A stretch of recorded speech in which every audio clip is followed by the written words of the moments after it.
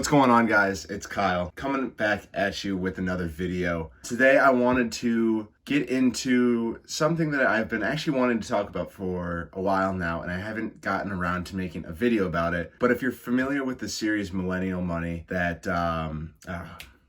who does it? I can't remember who does it. Who does it? Hang on. Who does it? CNBC.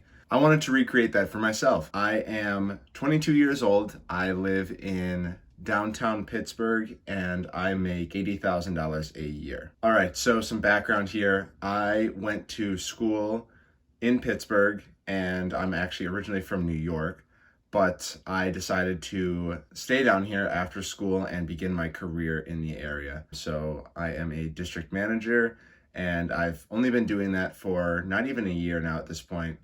June is when I started. That is what I do for a living. I also sell sneakers on the side, so that's a little bit of side revenue that I make through that. So I would say that my gross income per year is probably closer to about $85,000 a year. But like I said, I live in downtown Pittsburgh, and it is a very affordable city to live in.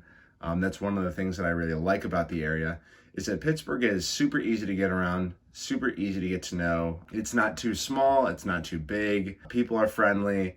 And like I said, it's pretty affordable to live here. My rent per month is $650, and I split my place with a roommate. And we actually have a pretty nice place. We have parking. We've got 4 parking spaces between the two of us. And so it makes it really nice, really easy to obviously find somewhere to park. I know living in the city can be difficult for a lot of people. But that is an issue that we do not have. Other living expenses that I have, obviously utilities is something that comes along with rent. And so I would say we pay about probably closer to $100 a month in utilities.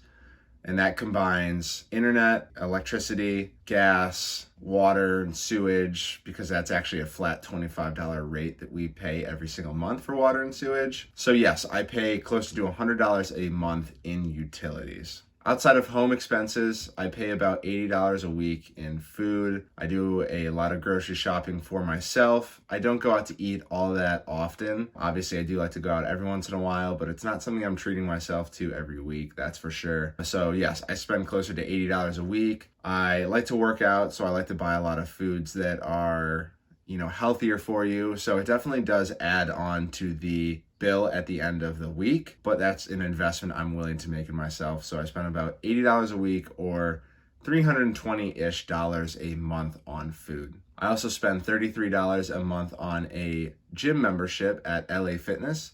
And relative to a lot of other gyms, it's really not too bad. It kind of falls in line. Again, one of those things I have no problem spending money on. So yes, $33 a month goes to my gym membership. And then really outside of all of that stuff, in terms of my living expenses, I would say I kind of allot myself about $200 a month or $50 a week for entertainment purposes, whether it's going out with friends or doing whatever, any of my hobbies that I, am interested in doing. I give myself about $50 a week, which right now I haven't been using all that much of, just with COVID going on. There hasn't been all that much to do. I do like to go out with my friends on the weekends, get a few drinks, maybe go get some food every once in a while. So that's what I've been using my $50 a week for. Again, it's kind of a general allotment of money. It's not something I really follow all that often. I could easily go out one weekend, spend $100, and then not do anything the next weekend. So yeah, like I said, it's kind of a general rule that I like to follow for myself to keep myself in line. Now, getting outside of those living expenses, I have a couple of cars. One of them is a company car, so I do not pay anything out of pocket for it. But I did buy another car. It didn't cost all that much to buy, and I did end up financing it just because I didn't want to take any of my money out of the stock market, any of my investments that I have going right now, because I figured I could earn a better rate of return on my money if I left it in the market and had it grow, because the general rate of return that I'm seeing right now is greater than the interest rate that I am paying on my car. So I have a $358 a month car payment. On top of that, I pay about $120 in insurance. Plus I fill up the gas tank I don't drive it all that often, drive it maybe a couple days a week. So I probably fill up the gas tank once, maybe twice in a month. So gas on that, probably, let's just call it $50 to make it even. So that's my car payment. I have been trying to pay a bit more aggressively just to get rid of the loan. So with my paychecks, I've been trying to throw in a little bit extra every month. It is just a 24-month loan, so I won't have it for very long, but I'm trying to be as aggressive as possible just to get rid of it. It really is nice not to have any debt to your name.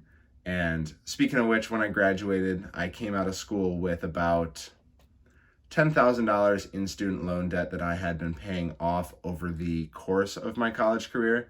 So I got it down pretty close to about $4,000 that I had to pay back. So really with my first paycheck, I was really able to just get rid of that right off the bat. And now getting into things that get deducted out of my paycheck immediately. This is really money that I don't see. And that's going to be my health insurance. I pay about $80 a month in coverage for medical, dental, and vision. So I'm paying about $8 a month in that, as well as I contribute about $670 a month into my 401k, which goes through my employer. So that is money that I don't see at the end of the month. It's nice that I don't even see it in my paycheck.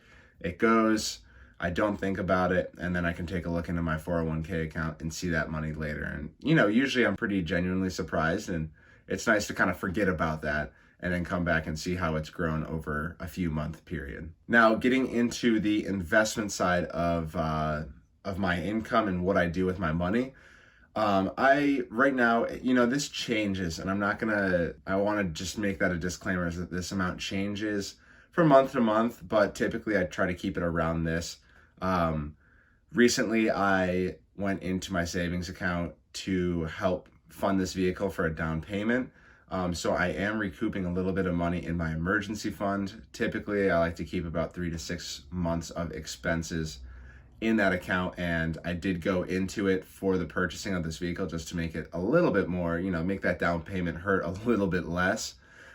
So right now I am contributing $500 a month into my savings account just until I can get that account balance back up to where it normally is. And then that money, that $500 a month, will be allocated somewhere else. But like I said, $500 a month into savings right now. $500 a month goes into my Roth IRA so that I can contribute the full $6,000 a year into that. And I'm all caught up on past contributions that I kind of missed out on when I just made my Roth last year. So I'm all caught up on that. So I pay $500 a month for that. On top of the Roth and the savings, I contribute another $500 a month into my brokerage account. Both my Roth and my brokerage accounts are through Vanguard. So a combined total of $1,000 goes into my Vanguard account every month. And I choose and I divvy up that money into the account every month, and I'm putting it into different index funds and different stocks. And so that's something that happens automatically first day of the month, every month, without question. And then my last investment pool that I am in right now, and this is something that people might be surprised by, is that I spend about $500 a month investing into sneakers. Okay, so basically I run a business, like I said, with sneakers, and something that a lot of people don't know is that there are sneakers that actually become good investments over time and actually go up a good amount in value. So I do a lot of investing in shoes like Yeezys and Jordans, because those two shoes tend to go up in price over time. So it adds a little bit of that diversification that so many people talk about when it comes to investing. Because with my stock portfolio, I tend to be a bit more aggressive, and I have my money in more of a concentrated pool of stocks. So this is kind of a way that I like to diversify a little bit outside of my stock portfolio. But like I said, when I'm not investing or I'm not putting that $500 a month into my savings account, I like to take that money and sprinkle it elsewhere. So one month I might take that full $500 and just put it towards shoes. And I might take $1,000, buy a few pairs of shoes and throw them in the closet and hold on to them for a few months and make some money that way. Or I might take that money and put it in the stock market when I see that GameStop is going up, 400% on it. I'm just kidding. I'm not doing that.